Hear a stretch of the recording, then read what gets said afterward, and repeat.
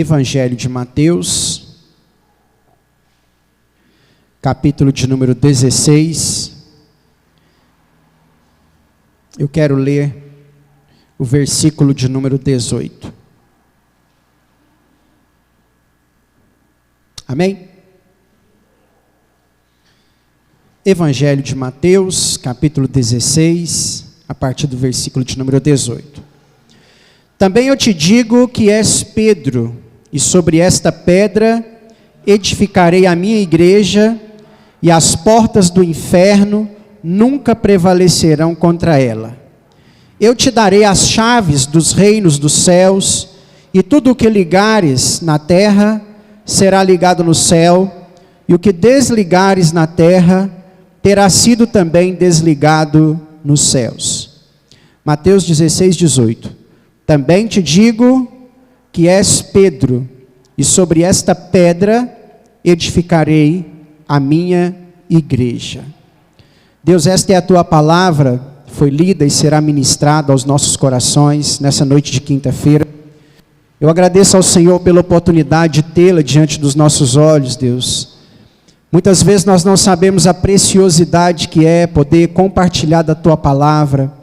Muitas nações islâmicas, muitos povos no mundo afora gostariam de ter a tua palavra para ser lida, exposta como nós temos aqui, não tem. Nós sabemos, ó Deus, que as coisas não estão fáceis na nossa nação, no nosso país, mas ainda temos essa alegria, esse privilégio de poder compartilhar abertamente da tua palavra, sem perseguição. Nós podemos, ó Pai, pregar a tua palavra sem que ninguém seja morto, podemos ter a tua palavra em nossas mãos, e isso para nós é uma bênção. A tua palavra, Pai, é o que nos alimenta, a tua palavra é o que nos fortalece, a tua palavra é que nos renova, a tua palavra é que nos vivifica. A tua palavra é maior do que qualquer conselho psicoterapêutico, a tua palavra é maior do que qualquer conselho filosófico.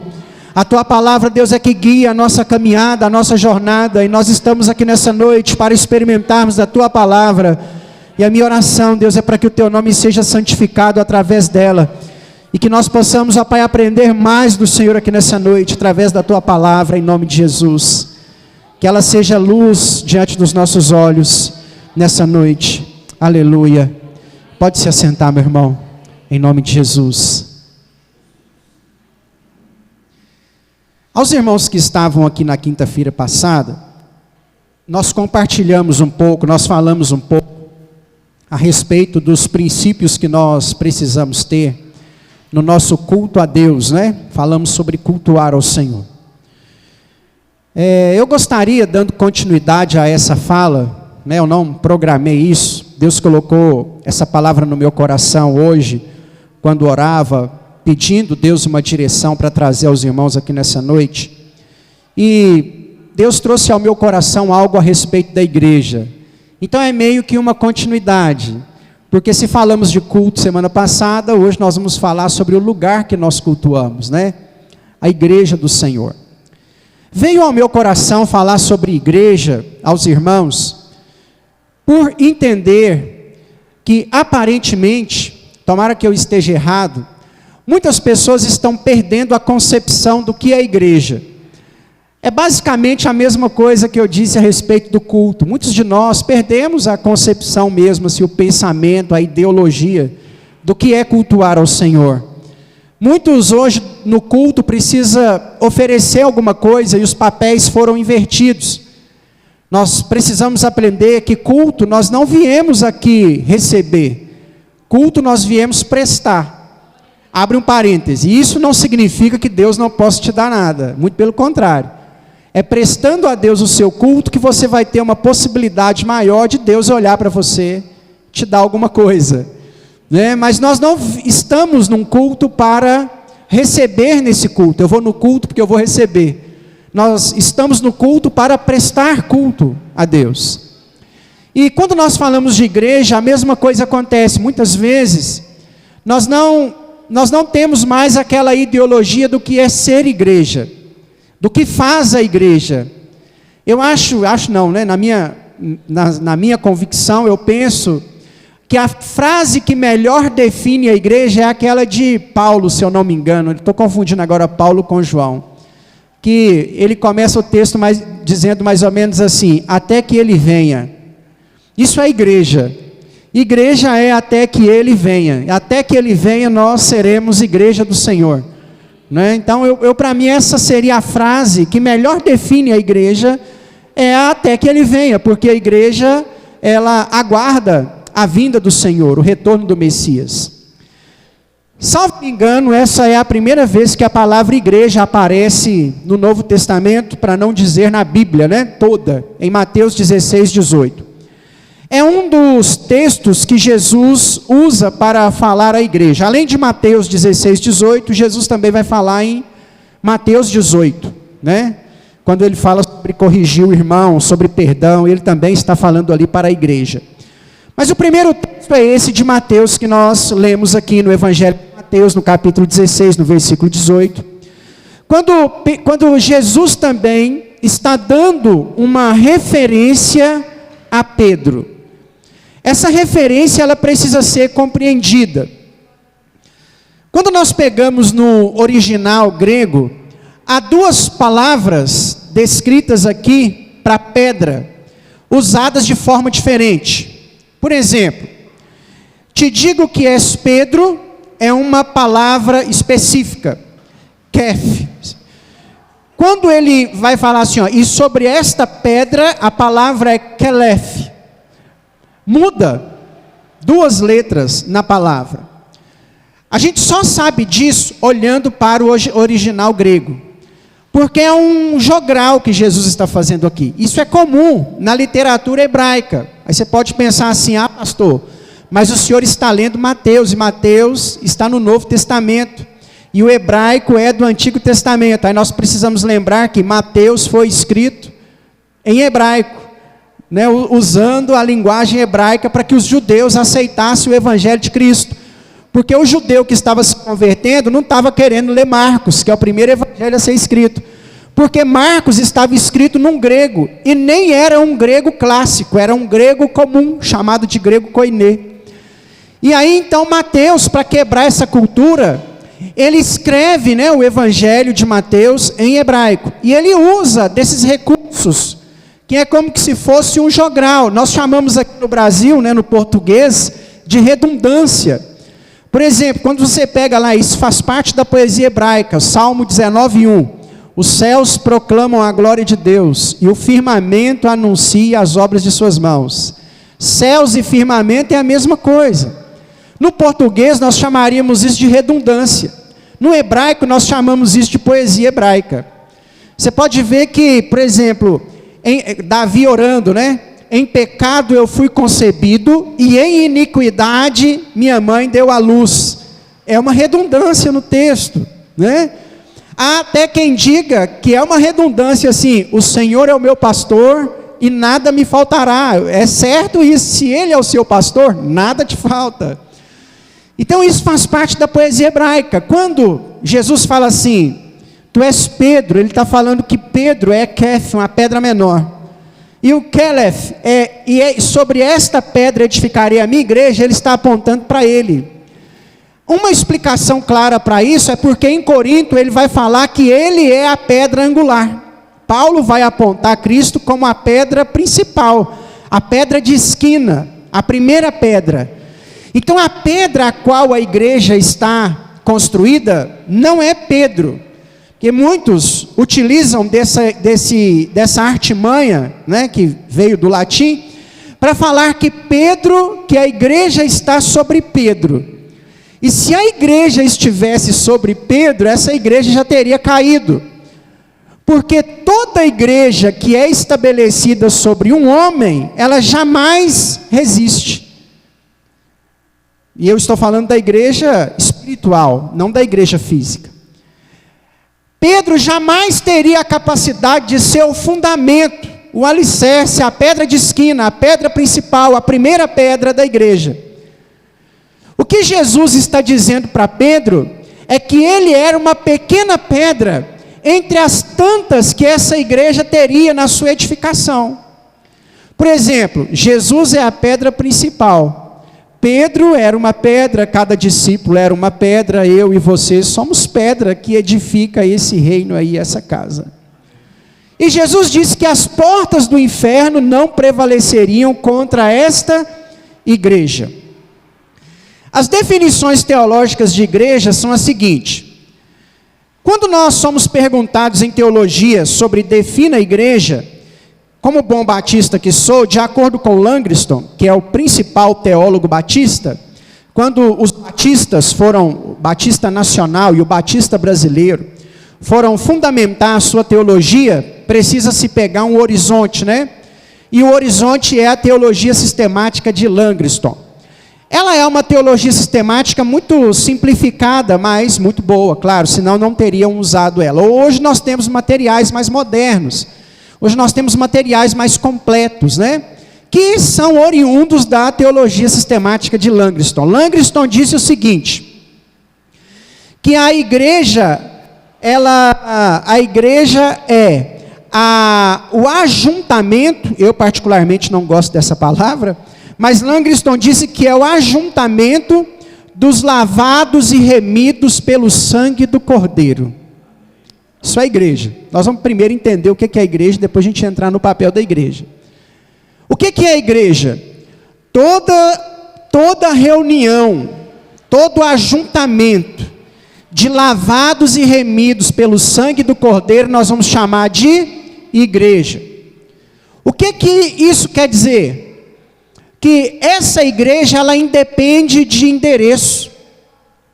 Se nós nos ajuntarmos, os lavados e remidos pelo sangue do Cordeiro, se ajuntar na praça, lá é igreja. Se a gente se ajuntar em casa, lá é igreja. Se a gente se ajuntar na rua, lá é igreja.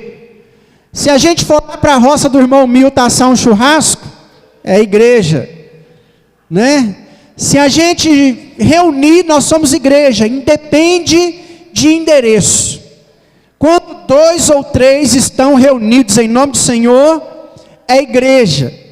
Ele confirma isso, Senhor Jesus confirma isso em Mateus 18, dizendo que onde estivessem 2 ou 3 reunidos em meu nome, ali eu estaria, é a igreja.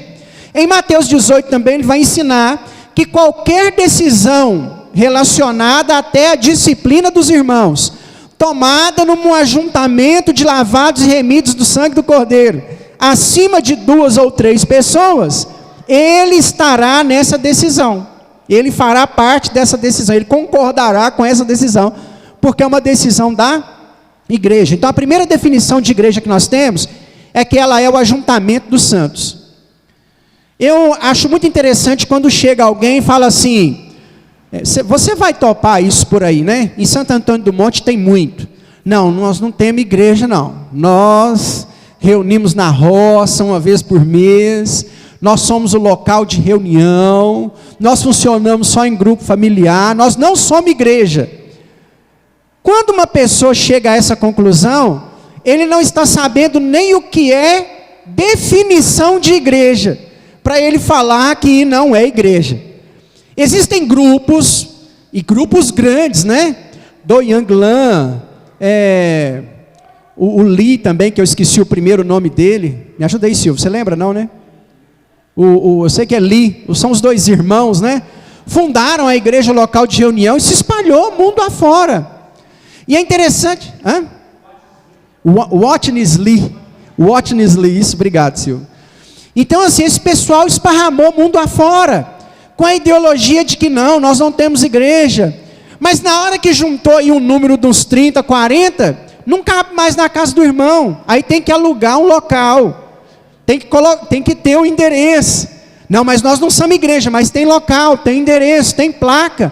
Não, mas nós não chamamos batista, presbiteriana, quadrangular, Assembleia de Deus, nós chamamos a Igreja de Jesus em Lagoa da Prata. É uma placa, é uma instituição, a mesma coisa. Muitas vezes nós vemos pessoas andando por caminhos que é inevitável que a igreja aconteça, porque todas as vezes que nós nos agrupamos, que nós nos ajuntamos, reunidos nós somos a igreja do Senhor.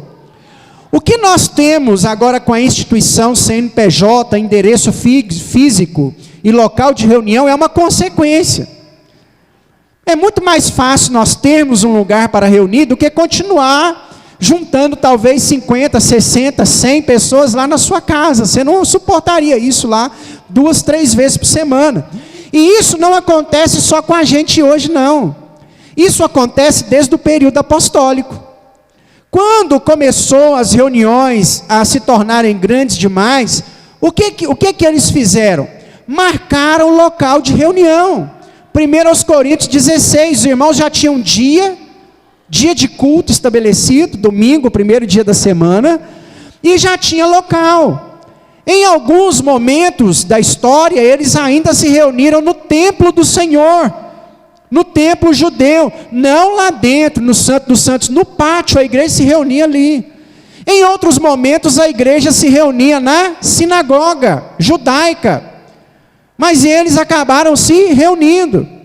Em alguns outros momentos ainda, a igreja futuramente começou a construir templos, porque isso aqui é uma consequência, não é, do ajuntamento de pessoas, né? Então essa é a definição de igreja. A instituição, CNPJ, endereço físico, isso é uma consequência. A gente foi se juntar, nós fomos crescendo, precisou de um local físico. Tanto que no início, o local físico ele nem é considerado sagrado, né? Há poucos dias eu participei de uma missa ecumênica aqui na paróquia de São Sebastião, né? Aí todo mundo que passa perto do altar dobra o joelho, faz o sinal, né? E eu estava com o padre lá no altar, aí o padre passou, dobrou o joelho, fez o sinal. Eu disse, eu não vou dobrar o joelho e fazer o sinal, né? Estou aqui na Babilônia, vou respeitar mais, passar lá, dobrar o joelho, fazer o sinal, aí ia ser demais, né? Não, Senhor, não vou me dobrar diante da Babilônia aqui. Mas todo mundo que passa no altar, você já viu na praça, o camarada passa ali em frente à eletrozema ali, aí ele faz o sinal da cruz, né? Ele olha para dentro e tal. As pessoas entendiam, elas trouxeram para dentro do templo o sagrado, mas no começo nem era só um lugar de templo, porque a igreja compreendia muito bem que aquele não era o lugar, que a questão era o ajuntamento. Eu já vi teólogos mais extremistas, por exemplo, criticando aquela canção, aquele corinho de fogo que a igreja canta de vez em quando, né? Quando eu cheguei aqui, meu Senhor já estava. A gente sente até assim uma unção, né? Quando canta esse corinho. Mas esse local, sem um ajuntamento de pessoas, o Senhor não estava. Porque o Senhor está, de acordo com Mateus 18, aonde há 2 ou 3, na hora que todo mundo vai embora, o que é? Local vazio, né? Mas eu não quero matar a sua fé, não, pastor, eu acho que na igreja é sagrado, amém, continua tendo esse temor. Eu acho que quanto mais temor no coração a gente tiver, melhor é, né? Melhor é, tema a Deus, entenda que aqui é um lugar de respeito. Eu acho que até nós precisamos reverenciar mais o nosso Deus, pensar assim, que roupa eu vou na igreja, né? Às vezes eu vou na igreja vestido de qualquer maneira, e eu estou indo visitar o Senhor, buscar a Deus, né?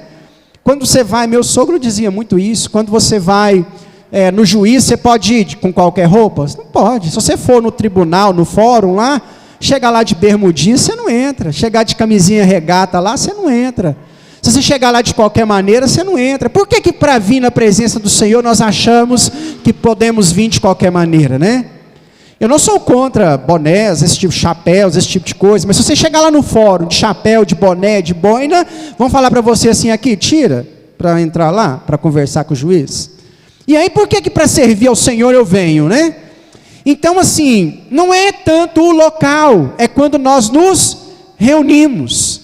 Quando nós marcamos o horário, quinta-feira, 19h30, estamos neste lugar para buscarmos a Deus e chegamos aqui, reunidos nós somos igreja do Senhor.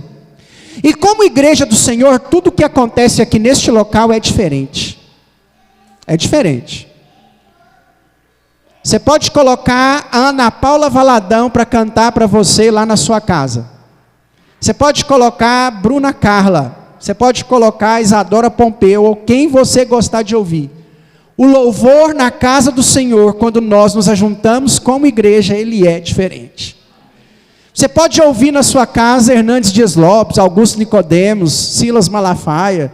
Você pode ouvir os melhores pregadores, aqueles que você gosta lá na sua casa.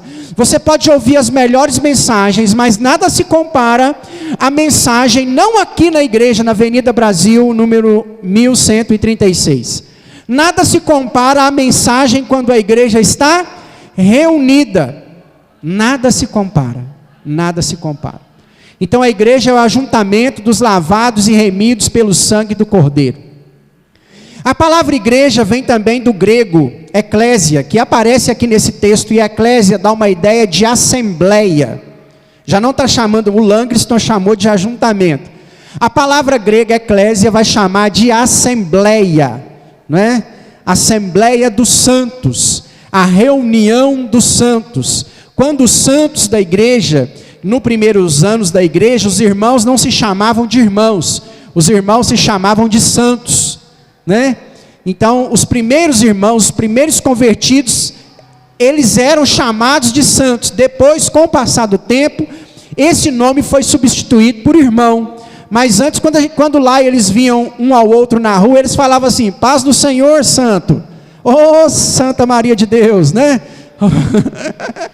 Santo Marcelo. E aí, o pessoal se chamava de santo. Isso, com o passar do tempo, foi trocado por irmãos, mas era santo. E a palavra grega eclésia significa assembleia dos santos. Era quando os santos da igreja, os irmãos da igreja se reuniam com um objetivo, com um propósito comum: ser a igreja do Senhor.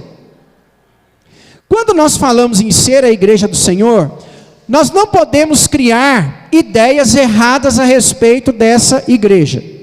Podemos criar ideia errada a respeito da igreja, né? Porque a igreja, ela não vai ser esse mar de rosas que nós esperamos.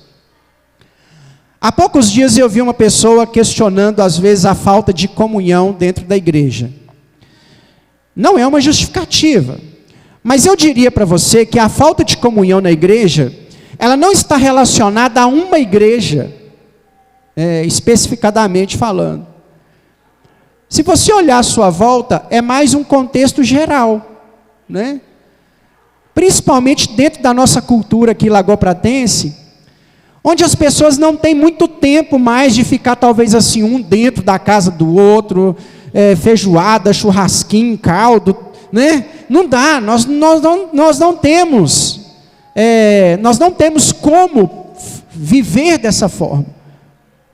Culturas, não posso dizer mais desenvolvidas, não sei se essa é a palavra correta, mas quando se olha, por exemplo, para capitais, aonde as coisas acontecem primeiro, né? Aonde tudo chega primeiro, aonde a modernidade, os comportamentos sociológicos acontecem primeiro nas capitais.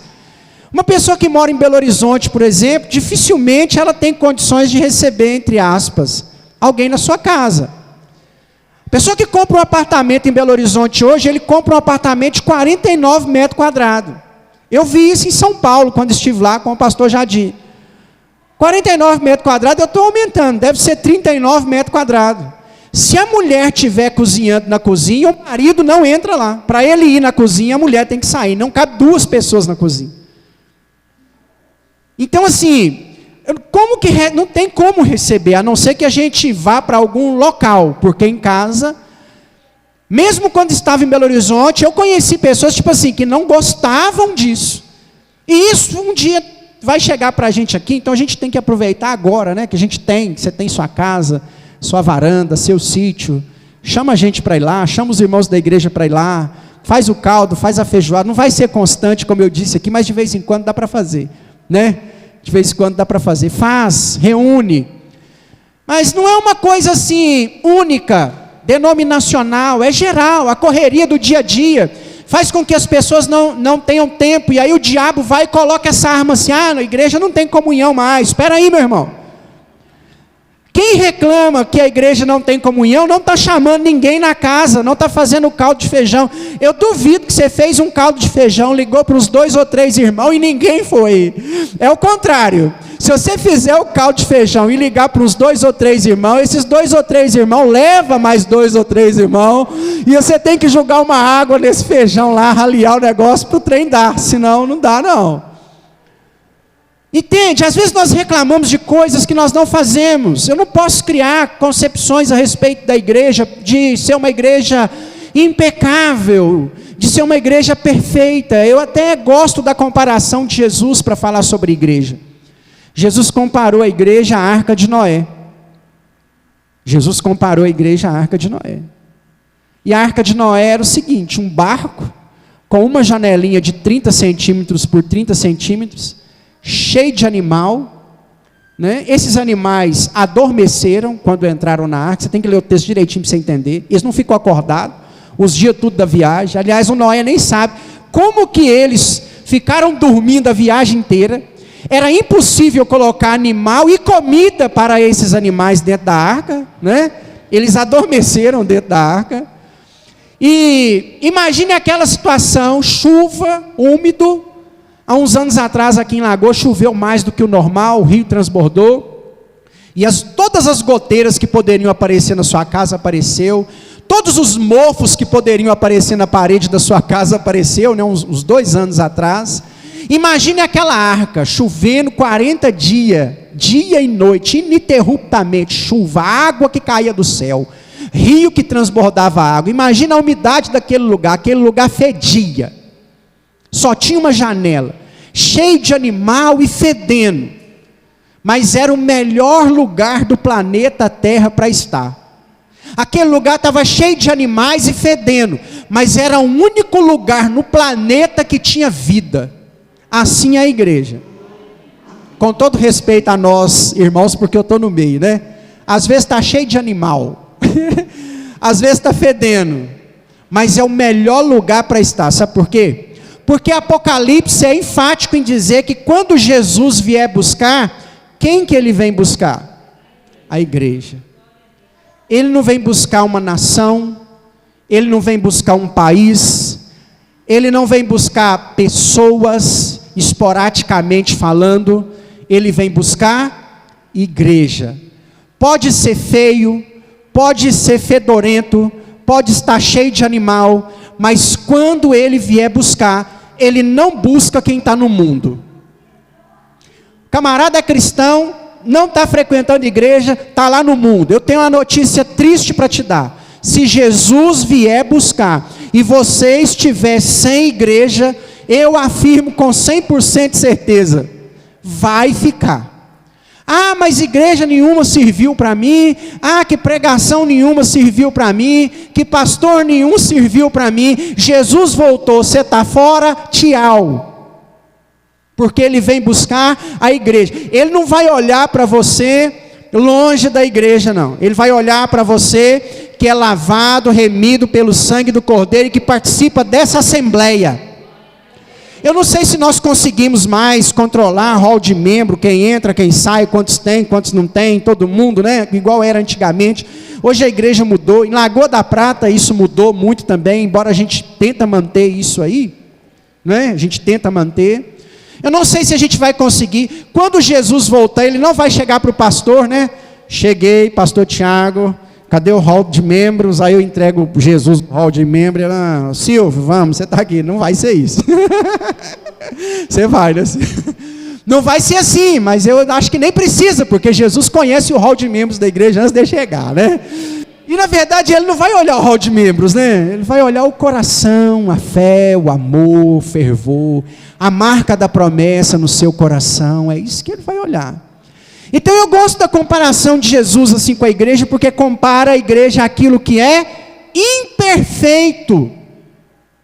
Eu não posso criar na minha mente uma ideologia de igreja perfeita, porque em algum momento essa igreja, instituição, ela errará. Como qualquer outra igreja vai errar.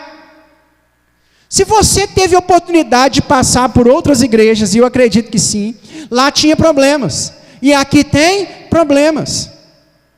Quando alguém troca de igreja por causa de um problema com o irmão. Ah, o irmão comprou e não me pagou. Eu tenho um comércio, o irmão comprou e não me pagou. Vou mudar de igreja. Eu já vi isso acontecer demais. Você tem um comércio. Lá na outra igreja, o pessoal vai comprar de você também. E lá também vai ter alguém que não paga. E você vai ter o mesmo problema. Então assim, eu não posso criar na ideologia da igreja de que ela vai ser perfeita. Até porque a igreja ela é uma ferramenta. Aprenda isso. Nós falamos sobre culto semana passada. A igreja ela é a ferramenta do culto. Como assim, pastor? A igreja é a ferramenta. Nós nos ajuntamos, os santos, os irmãos da igreja se reúnem na assembleia. Os lavados e remidos pelo sangue do Cordeiro estão juntos, com objetivos claros e específicos. Primeiro deles, servir a Deus. É muito simples entender a igreja. Eu não sei como que algumas pessoas não compreendem a igreja. Eu não sei como que algumas pessoas querem dificultar o processo chamado igreja. Igreja é muito simples. Igreja é o local que eu vou servir e reverenciar o meu Deus. O que nós viemos fazer na igreja, meu irmão? Servir a Deus. A gente pode servir a Deus com a nossa comunhão, como fizemos aqui domingo passado? Amém, devemos. Mas o que nós chegamos para fazer na igreja é muito simples. Nós viemos aqui servir ao Senhor através da nossa adoração. Quando você sai da sua casa, quando você entra por aquelas portas, você está aqui para buscar ao seu Deus, para servir ao seu Deus. Estar aqui não pode ser em momento algum, querer ver só uma boa palestra, uma boa explicação, um bom ministério de louvor, cantar canções que você gosta de ouvir, encontrar alguém. O alguém, na verdade, que nós estamos aqui para encontrar, esse alguém é Jesus. Quando você sai da sua igreja e vem para este lugar, o que este lugar precisa ter para te oferecer? Cristo, o Senhor. É muito simples. Nós viemos aqui celebrar, nós viemos aqui buscar, nós viemos aqui cumprir Jeremias 29:13. Buscar-me-eis e me achareis quando me buscardes de todo o vosso coração. Você pode buscar a Deus na sua casa, e deve. Você pode buscar a Deus em outros lugares, precisa. Você pode buscar a Deus nos montes, nos vales. Você pode buscar a Deus entrando para dentro do seu quarto, fechando a porta. Nós precisamos buscar a Deus nesses lugares. Mas também precisamos buscar a Deus enquanto igreja. Eu diria para você que se você busca a Deus e não busca a Deus enquanto igreja, isso vai ser insuficiente. Eu já disse aos irmãos aqui em outras oportunidades, eu desafio você, olhe para os irmãos que falam que são crentes e não estão frequentando a igreja. O camarada está bebendo um vinzinho, está fumando um cigarrinho, está fazendo coisa errada, quando não está na prostituição, no adultério, quando não está equivocado, e aí está assim, não, eu estou bem, não estou indo na igreja não, mas eu estou bem. Não está bem coisa nenhuma, é insuficiente. Às vezes o contrário não é tão, não causa tão prejuízos, o inverso. Quando a pessoa vem à igreja e busca a Deus enquanto igreja, mas não consegue fazer em casa, ela meio que arrasta, mas ela ainda continua, ela consegue ficar de pé, ela vai arrastando assim, capengando, quase que ela não dá conta, quase que ela não desiste, mas se ela continua enquanto igreja, às vezes arrastada pelos irmãos, pela oração, pelos outros, pelo culto, ela vai. O inverso não vai. O camarada que fala que é crente sozinho e não precisa da igreja, pode olhar que algo vai dar errado. Porque este é o lugar que nós estamos aqui para buscar a Deus, para clamar ao Senhor, para invocar o nome do Senhor. Este é o lugar. Não é um endereço físico, é quando nós nos ajuntamos, mas as promessas continuam, amém?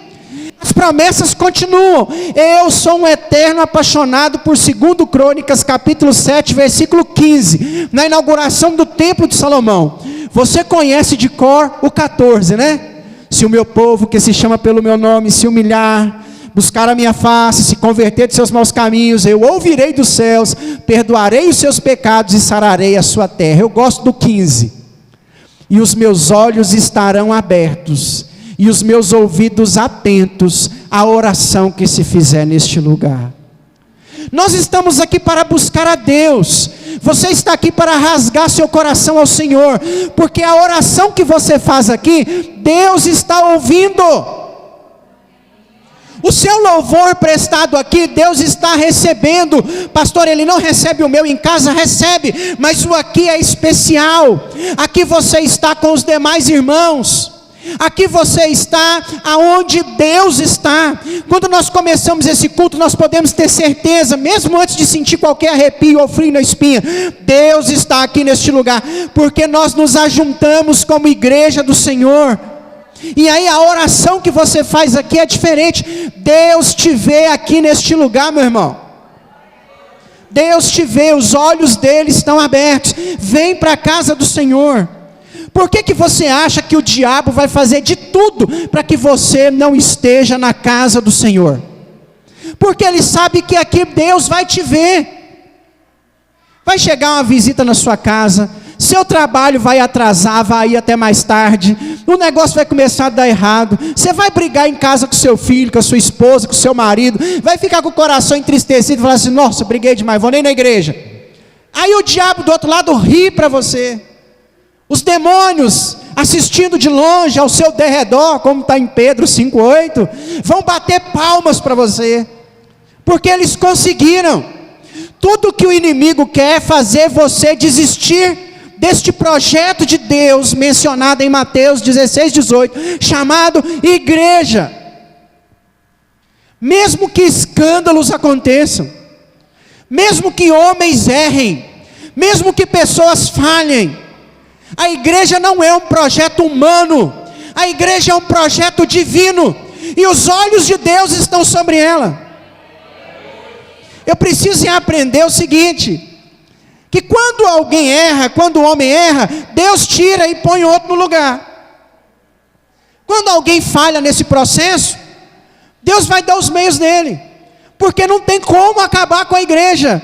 O texto diz que mesmo que o inferno inteiro se levantasse e viesse contra a igreja resistiria. Eu gostaria de perguntar para as pessoas que não acreditam em igreja, por que que em mais de 2000 anos de história, ela ainda não acabou? Por que que a igreja ainda existe? Se Deus não está no controle da história da igreja, ela já teria acabado há muito tempo. Em Jerusalém, na Ásia, no primeiro século, eles matavam uma igreja inteira de pessoas. Por perseguição, Nero mandou matar igrejas inteiras, e a igreja persistiu. Chegou um tempo que o imperador romano dizia que quanto mais cristãos ele matava, mais cristãos tinha. Parecia que o sangue dos cristãos era a semente do evangelho. E as pessoas se convertiam ainda mais, porque as portas do inferno não prevalecem contra a igreja. Nós precisamos estar neste lugar, porque aqui Deus nos vê. Ah, pastor, mas eu estou com vergonha da minha condição de vida. Ah, pastor, mas eu não sou merecedora. Ninguém de nós aqui somos. O homem erra, porque às vezes o homem julga. Às vezes você já olhou para alguém, ó, fulano de tal está aqui na igreja, até parece que adianta estar aqui na igreja, vivendo a vida que ela vive lá fora, e agora você está com medo das pessoas pensarem o mesmo de você. Mas o negócio aqui não é esse, o negócio aqui é Deus. A igreja é um lugar para arrebentados mesmo, a igreja é um lugar para quem precisa. A igreja é um lugar para quem quer realmente buscar o Senhor em espírito e em verdade. É na igreja que nós adoramos a Deus. É na igreja que nós exaltamos ao único que é digno de receber toda honra, toda glória, todo louvor. Você não adentra aquelas portas para bater palma para homem. Você não adentra aquelas portas para aplaudir ministério de louvor. Você não adentra essas portas para exaltar uma instituição. O nosso pensamento precisa ser o mesmo pensamento de João Batista, que o nome de Jesus cresça e o da liderança diminua. Se você entrar por essas portas e se lembrar de Jesus, eu ficarei feliz. Não se lembre do Tiago, da instituição. Talvez é melhor que você nem se lembre dentro de qual igreja você está. Como é que é o nome dessa igreja mesmo? E é isso que está certo. Porque quem tem que aparecer, quem nós viemos buscar, quem deve ser aclamado neste lugar, nós viemos adorar, ao Rei dos Reis, ao Senhor dos Senhores, ao único que é digno de receber toda a honra, toda a glória, todo o louvor, todo o poder, toda a adoração. E eu digo isso porque você já deve ter visto aí ajuntamento de lavados e remidos no sangue do Cordeiro, onde as pessoas enaltecem o nome da instituição. Irmãos, não tem que enaltecer o nome de instituição. O pessoal fala o nome da igreja com a boca cheia, e o nome de Jesus nem aparece. Vou fazer uma crítica denominacional, nacional, né? Para não citar ninguém da cidade, porque nós temos exemplos na cidade, mas vou citar um exemplo de rede nacional, né?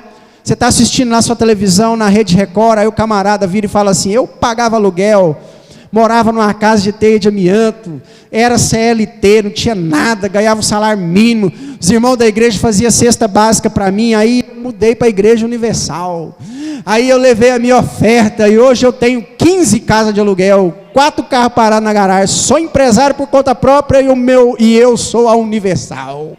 Aí tipo assim, parece que Jesus não fez nada, que quem fez tudo foi a denominação, foi a instituição, foi a pessoa. Eu acho interessante quando nós servimos ao Senhor, e instrumentos de Deus serão usados para abençoar a sua vida, amém? Deus vai usar instrumentos dele para abençoar a sua vida, todos nós temos. Eu nunca me esqueci, não sei se a Márcia conheceu em Pará de Minas, a irmã Cássia. A primeira vez que eu pus o pé na igreja em Pará de Minas, antes de ir embora, a Cássia me deu um abraço forte, e falou comigo assim: você é bem-vindo, eu estou aqui para o que você precisar, conta comigo, porque hoje a decisão que você tomou foi a decisão mais importante da sua vida. Eu chorei naquele momento, eu nunca precisei da Cássia, mas aquela palavra mudou a minha vida, né? Aquela palavra mudou a minha vida. Eu me lembro quando o meu sogro faleceu. Uma das piores notícias para mim, pessoalmente, para o Tiago, não para o genro, para o Tiago, quando o meu sogro faleceu, é porque no meu coração eu senti assim: eu perdi um intercessor. Isso foi o mais pesado para mim. Quando a irmã Dolores faleceu, eu senti a mesma coisa. Quando a irmã Dolores faleceu, eu pensei assim: eu perdi uma intercessora. No meu sogro doeu tanto quanto saber que o meu sogro tinha falecido, doeu saber que eu estava perdendo um intercessor. Nós temos pessoas que vão ser instrumento de Deus na nossa vida. Só que nós não devemos nada a essas pessoas, porque a obra quem fez na sua vida foi Jesus. Porque na igreja quem trabalha é Jesus. Porque o pastor da igreja é Jesus. Porque o dono da igreja é Jesus, porque para Paulo o cabeça da igreja é Jesus. Você não deve bulufas a ninguém. Eu posso carregar água no balaio para você, não foi eu, foi Jesus. Quando alguém chega e fala assim: pastor, o senhor é bom demais, o senhor me abençoou demais, eu corrijo. Não, meu irmão, glória a Deus, foi Jesus. Até porque se eu achar que eu fiz alguma coisa para alguém, eu vou esperar desse alguém uma fidelidade, e quando esse alguém não for fiel, eu vou chorar. Gente, mas eu ajudei tanto aquela pessoa, e agora ela faz isso comigo? E é o sentimento errado, porque eu não posso fazer pensando nisso, porque uma hora o seu coração vai ferir, o meu vai ferir, nós somos homens. A igreja precisa entender que tudo o que acontece na igreja é Cristo, é Ele, que Ele cresça e nós diminuamos. O dia que Deus te usar para ser ferramenta de Deus na vida de alguém, tomara que Ele use, e esteja à disposição para ser usado. Entenda, minha irmã, entenda, meu irmão, que é para Jesus. Eu canto aqui na igreja, o pastor nunca me agradeceu por cantar. Eu dou aulinha para as crianças, o pastor nunca me agradeceu por dar aulinha para as crianças. Eu fico como diácono na porta, eu trabalho, eu limpo a igreja, o pastor nunca. Você está fazendo para a pessoa errada. Faz para Jesus, porque a igreja acontece para Jesus. A assembleia dos santos, a reunião dos santos, é para que o nome de Jesus seja adorado. Quando você entra aqui, você não vem aplaudir homem, você vem aplaudir Cristo, porque quem morreu naquela cruz por você foi Ele. Quem escreveu o seu nome no livro da vida foi Ele. Quem libertou você dos seus pecados foi Ele. Quem te dá forças através do Espírito Santo para você continuar de pé é Ele. Quem faz na sua vida é Ele. Quem trabalha na sua casa é Ele. Quem abre as portas sobre a sua vida é Ele. Quem prospera a sua vida é Ele. Quem te enche é Ele. Quem te fortalece, quem te renova, quem te mantém de pé diante das enfermidades, das dificuldades da vida é Ele. Então quando você entra por aquela porta, você vem dizendo: é Ele, é a Ele, é para Ele. É como disse o apóstolo Paulo em Romanos 8: porque dEle, por Ele, para Ele são todas as coisas. É a Ele, é a Ele. A igreja é para Ele. É tão simples. Você vem servir, você vem se derramar, você vem chorar, você vem apresentar aquilo que você tem. É na igreja que você traz a sua oferta. Você pode levar a sua oferta ao irmão, você pode dar uma cesta básica. Você faz isso ao irmão, porque você ama ao próximo como a você mesmo. E está mais do que certo fazer, não está errado fazer. Dá a cesta para o irmão, ajuda o irmão, abençoa a vida do irmão. Mas quando você faz para Deus, é na casa do Senhor. O seu louvor, seu sacrifício, não estou falando só do dinheiro, o seu louvor, seu sacrifício, sua vida, seu coração, você traz isso, é na casa do Senhor. Você precisa chegar aqui com mãos limpas, com coração puro. Nosso culto, seu culto não começa domingo 18 horas, ele começa por volta das 16h30, quando você vai tomar o seu banho. É aí que começa o seu culto. Senhor, estou indo para a sua casa. Tira esse futebol do meu coração, que eu estou querendo ficar aqui para assistir. Tira, Senhor, essa amargura. Tira essa lomba da feijoada que eu almocei, para que eu possa te servir, para que eu possa te adorar. É aí que o seu culto começa. Você chega aqui preparado, com expectativas, porque você veio aqui ofertar, dar a Deus, derramar ao Senhor. Muda o seu conceito a respeito de igreja. Não espere a igreja fazer coisas por você. Faça coisas, não é para a igreja, faça coisas para Deus. Sirva a Deus, aí você vai estar sendo igreja, entendeu? A igreja é uma consequência. Ela não é igreja por fazer por você alguma coisa. Ela é igreja porque nós estamos aqui fazendo para Deus alguma coisa. Isso é igreja. Isso é ser igreja. Nós precisamos ser igreja. Nós precisamos ser igreja. Porque quando nós somos igreja, para a gente poder finalizar, quando nós somos igreja, nós somos portadores, talvez de um grande presente que Deus tem para nós. Eu não posso dizer o maior, até porque eu sou batista, né? Então não posso dizer. Batista nacional, melhor dizendo, o Batista nacional, ele entende o seguinte: que a maior bênção que o cristão pode receber é a salvação. O maior presente que Deus pode te dar é a sua salvação. E Ele te deu, Ele morreu na cruz do Calvário. E para nós batistas nacionais, o segundo maior presente que Deus pode te dar é o Espírito Santo. A igreja é portadora do Espírito Santo, da unção de Deus, do poder. Eu tenho que ser igreja para ter a marca da promessa, para ter a unção de Deus sobre a minha vida. Eu preciso ser igreja. Eu citei aqui os desigrejados. Em Lagoa da Prata tem muito, aliás. Eu citei aqui os desigrejados. Observe os desigrejados, vazios, secos, talvez um grande exército, como no vale de ossos secos de Ezequiel 37, só osso, só frieza.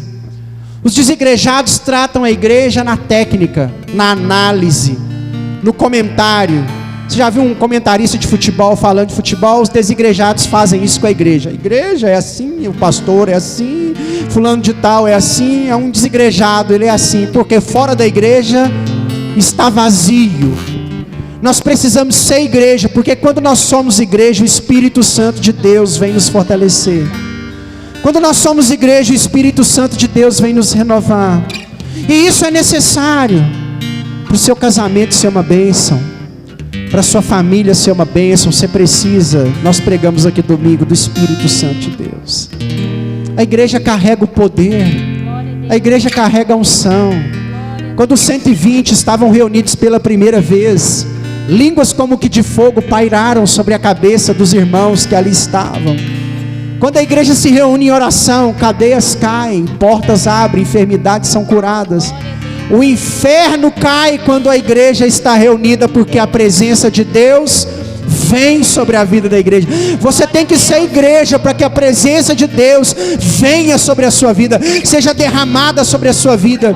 Você tem que ser igreja para que a presença de Deus te renove, para que a presença de Deus te fortaleça, para que a presença de Deus te inunda, para que a presença de Deus encha o seu coração.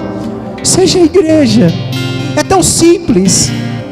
É vir, chegar, adorar, ouvir, ir embora, leve. Isso é ser igreja. Ser igreja é quando você sai daqui como quem sonha, igual está no Salmo 136. Isso é ser igreja. Ser igreja sai daqui fortalecido para enfrentar um fim de semana que nós não sabemos o que nos aguarda. Isso é ser igreja.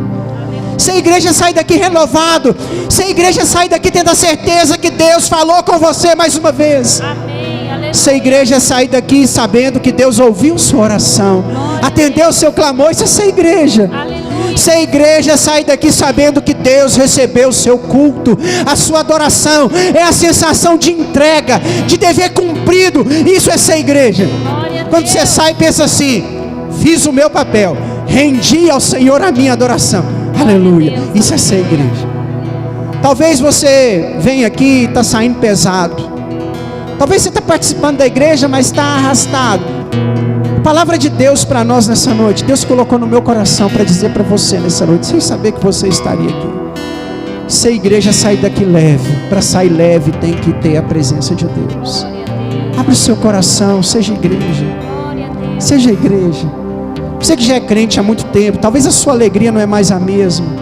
Talvez as frustrações, as decepções tiraram a alegria do seu coração. Lembra dos primeiros dias? Lembra do seu primeiro amor que você nunca deveria ter perdido? Você saía da igreja como quem sonha, alegre, feliz, empolgado. Esse sentimento precisa voltar. Esse sentimento precisa voltar. Você tem que voltar a ser a igreja do Senhor, porque quando Ele vier buscar, Ele vem buscar a sua igreja. Aplauda ao Senhor por isso, em nome de Jesus. Coloque de pé. Se coloque de pé. Glória a Deus, aleluia. Glória a Deus. Feche seus olhos. Feche seus olhos. Antes da minha oração, Deus quer ouvir a sua. Enquanto os irmãos vão cantando aqui, ora a Deus. Chama por Ele. Pede Ele para ser igreja nessa noite, para sair daqui igreja em nome de Jesus.